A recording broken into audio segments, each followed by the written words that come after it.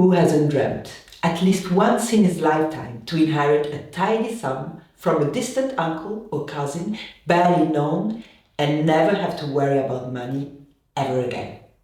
It doesn't often happen, but it did happen to Emmanuel Laurent. It's 1897. The century is ending. Emmanuel is a brilliant 24 years old medical student. The minute he inherits, he drops out from university and starts to travel. Spain, Egypt, India, Russia, Uzbekistan. Despite his love for travel, or perhaps because of it, Laurent decides to build himself a home in Agde, in the south of France. With no architectural experience, he designs the building himself.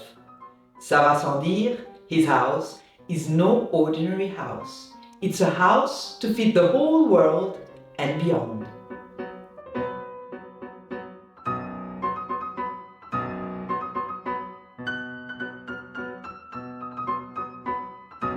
The site itself is quite special. A crossroad, an island suspended between past and future, nature and artifice. Not surprisingly, it's called Belle Île, beautiful island. Emmanuel's house rises exactly where the fresh waters of the Hérault River meet the salty Mediterranean ones. An island bordered by river, sea, the Canal du Midi, an impressive man-made waterway, and the railroad, futuristic at the time, like a spaceship today.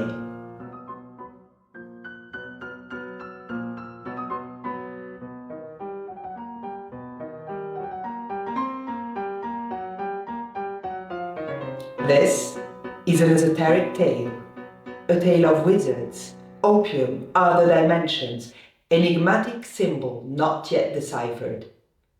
A story that seems to end badly, but like in all magical tales, the impossible happens in the end. In a land suspended between river and sea, past and future, Laurent gathers all the objects he found in his travels. Persian carpets, Uzbek Suzani, Chinese vases, Balinese door frames. Chateau Laurent, as the locals would come to call it, is a geographical menagerie of objects from every corner of the world. But above all, it's a temporal short circuit.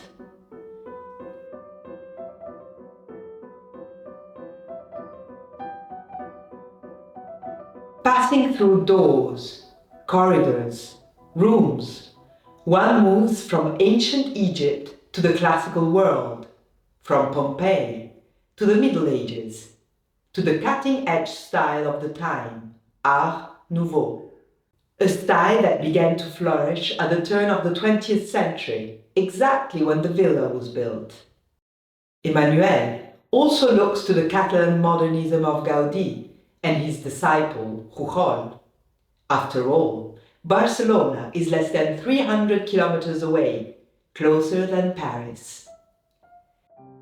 Emmanuel took inspiration from the past, blending eras and styles with wild creativity. He invented a theatrical, organic architecture of which Chateau Laurent is the sole and unique example. Yet, he lived in the present, or rather, in the future, which is why he wanted the railway close by. For the same reason, he used cutting-edge materials such as reinforced concrete for the 3 terraces, installed central heating and even electricity, luxuries few could afford at the time.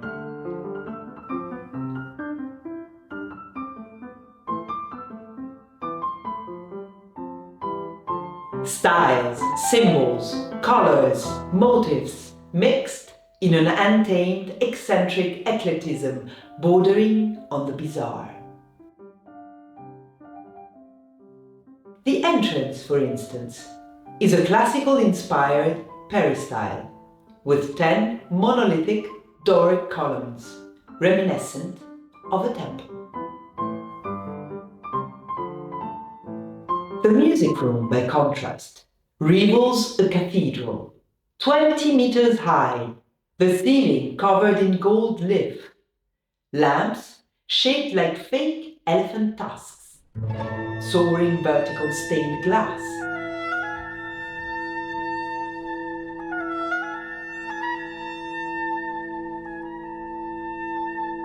An iconography that, Emmanuel, please forgive us, is somewhat eerie.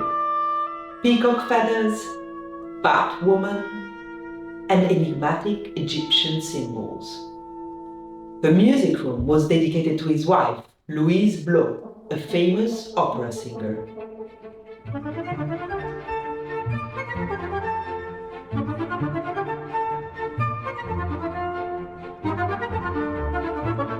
The parabolic doors are like portals, gateways to other dimensions. They resemble a flame or something else entirely.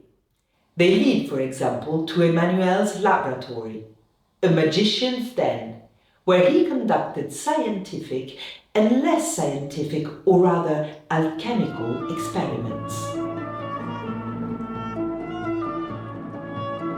Light was crucial for him. It takes center stage in his studio.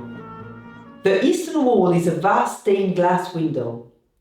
Nature, the changing light of the passing hours, and the reflection of the river's water, whose very sound can be heard through the glass, fill the space in a colorful, ever-shifting, almost playful dialogue.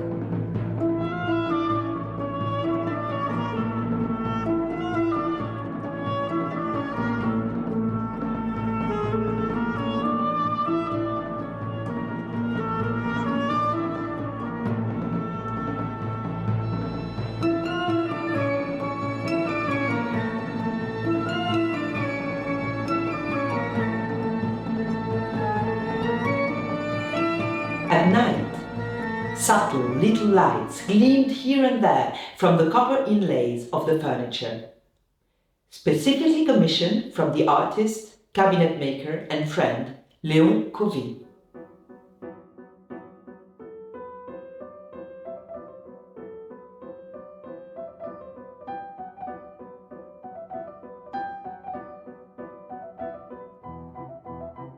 Like this sofa, namely designed for smoking opium, while copper candlelight reflections danced across the room.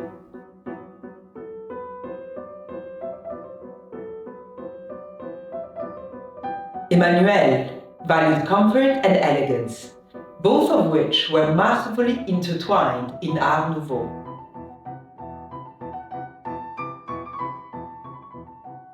Just step into his bathroom and see for yourself.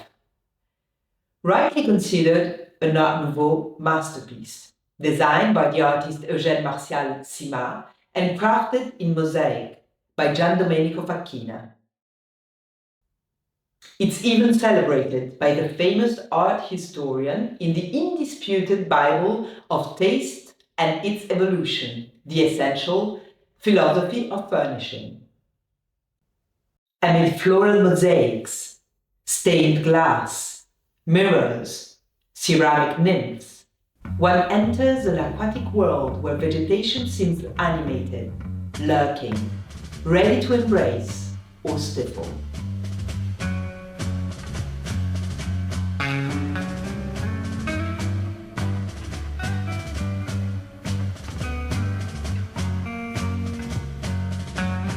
The tiles around the bathtub almost offer a glimpse into the 60s psychedelia. One pill makes you larger, and one pill makes Finally, you small. the wall decorations, covering the majestic entrance hall, the staircase, the dining room, colorful, dense, created by stencil with no shading. They draw inspiration from Viollet-le-Duc and his revival of ornaments for ornament's sake. Indeed, debates flare within the walls of Château Laurent. The plethora of symbols covering every inch of the walls remains undeciphered. Egyptian signs like lotus flowers, cobras, sun discs, the goddess Isis, or the marvelous dining room flowers, poppies and lemons in an acid green jungle.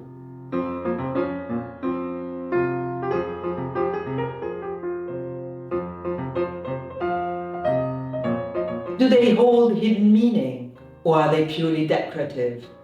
Do they simply reflect the taste of an eccentric rich man, or was Emmanuel a follower of some cult? He was rumored to be Neo-Cathar. Does each room represent a stage on an initiatory path? The lavish life he led there, the fantastical costume parties he threw, everybody would talk about them for a month. Just embody the absurd luxury of the Belle Époque, or was there something else?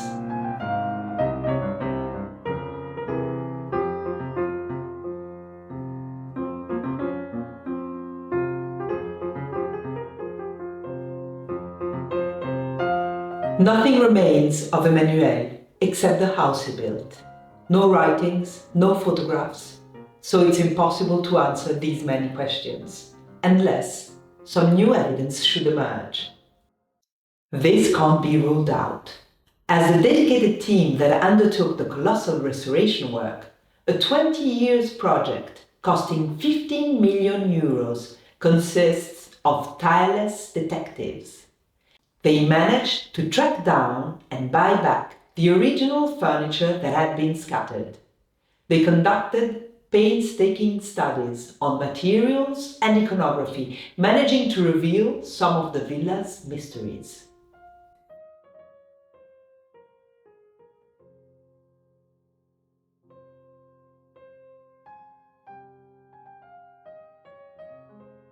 The house was left abandoned for years.